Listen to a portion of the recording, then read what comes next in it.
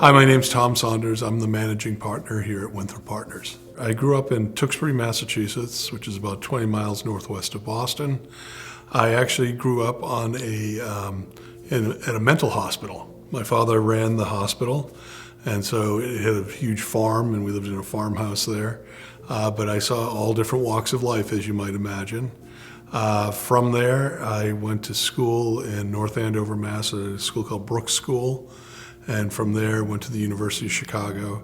My first job out of college was working in retail. My mother's side of the family was in the retail business. I was in the retail business for about 2 years down here in Philadelphia. My mother called and said, I'm sorry, my brothers bought me out of the business.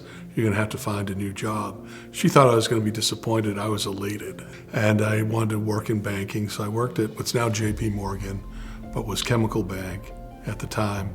I had been in banking my whole life in various aspects of it, whether it was investment banking or some investment management or just commercial banking.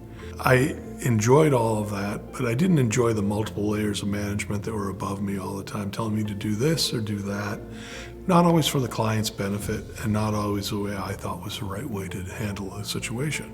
And start Winthrop Partners, and started with 0 clients, 0 AUM, and not a huge pocketbook.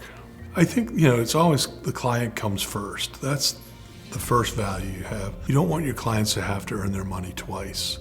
So you don't want to be making decisions that are either going to be highly volatile, I guess is the best way to put it, that could really either make them a ton of money or lose them a ton of money. You want to make sure that you're taking the appropriate amount of risk for that client and making the appropriate decisions for them.